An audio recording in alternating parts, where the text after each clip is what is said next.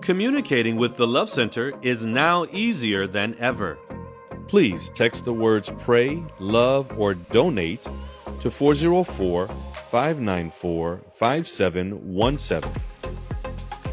Text the word pray to send your prayer requests. Text the word love for information on salvation.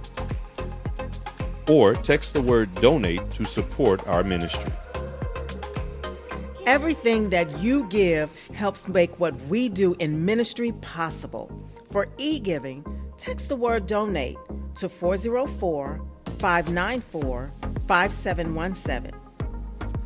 After you text the word donate, you'll receive a text message with a link. Click the link. This will take you to an online form that you can complete, including your amount and billing information. Once you have completed the form, click the Submit button at the bottom. After submitting your donation, you'll receive a text message that confirms what you have given.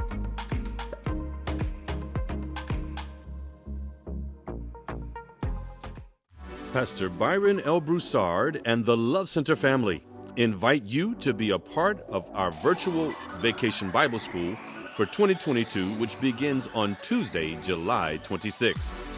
Our adult sessions will be on July 26th through 27th, and our children and teens sessions will be on July 28th and 29th. All of our classes will be on Zoom and are open to everyone. Our scripture theme comes from 2 Timothy chapter 1, verse 7. For God has not given us a spirit of fear, but of power, of love, and of a sound mind. Please check your texts and emails for more information, and we'll see you online next week for VBS 2022. We can do this.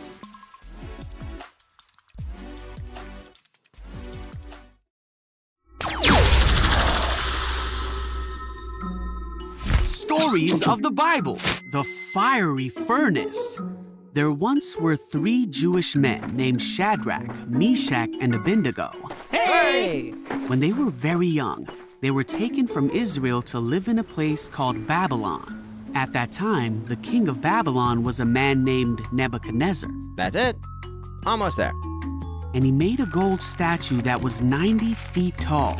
Perfect. The king sent a message for everyone to come to the dedication of his statue. When everyone had assembled, it was declared that people of all races, nations, and languages would bow before the statue and worship King Nebuchadnezzar's statue when they heard the sound of musical instruments. If anyone refused, they would be thrown into a fiery furnace. So at the sound of the musical instruments, all the people bowed to the ground and worshiped. But Shadrach, Meshach, and Abednego did not, because they were Jewish and would only bow to the one true God.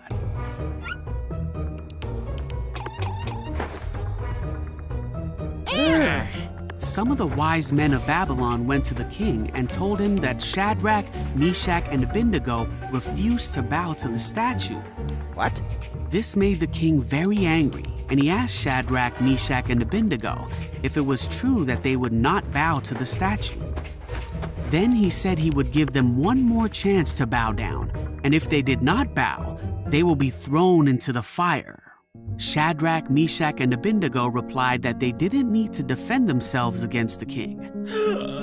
They said, "If we are thrown into the blazing furnace, the God whom we serve is able to save us. He will rescue us from your power, your majesty. But even if he doesn't, we want to make it clear to you, your majesty, that we will never serve your gods or worship the gold statue you have set up."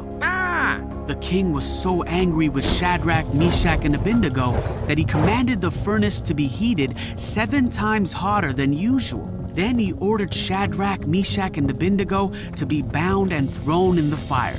The fire was so hot that it killed the soldiers that threw them in. So Shadrach, Meshach, and Abednego fell into the flames. But suddenly, the king jumped up and said to his advisors, "Didn't we tie up 3 men and throw them in the furnace?" The advisors said, "Yes." But the king said, "Look, I see 4 men walking around the fire, and the 4th looks like a god." Then the king shouted to Shadrach, Meshach, and Abednego, "Come out!" So Shadrach, Meshach, and Abednego stepped out of the fire, and everyone saw that the fire had not touched them. They didn't even smell of smoke.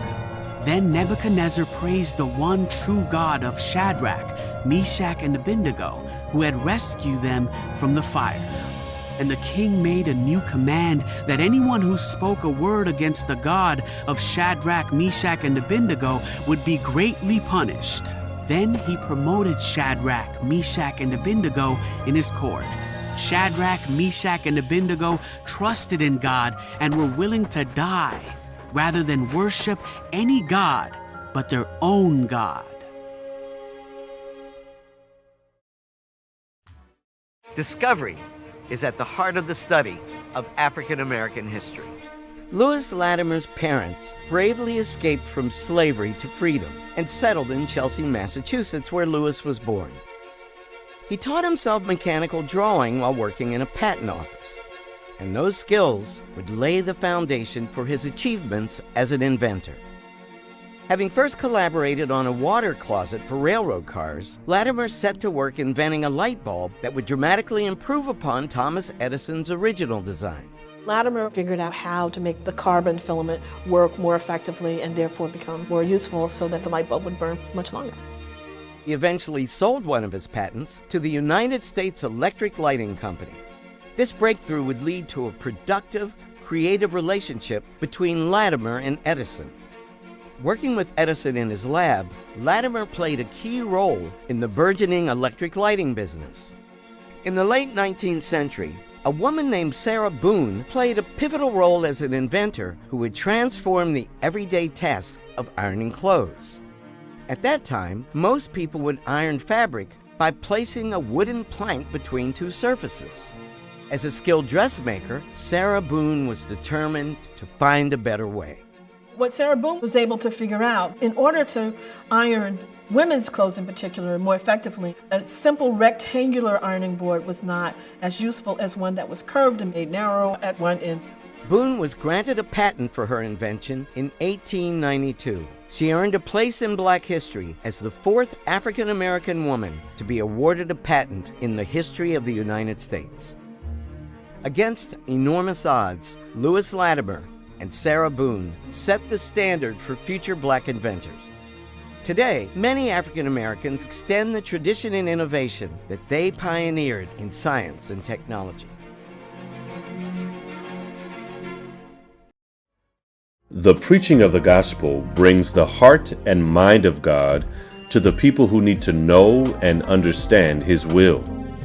God takes the yielded vessels and uses them to point us to the paths of hope and change for the better. In times like these, we need to hear a voice that will speak truth to power and love to the lost. Let's be blessed together now with Pastor Byron L. Broussard.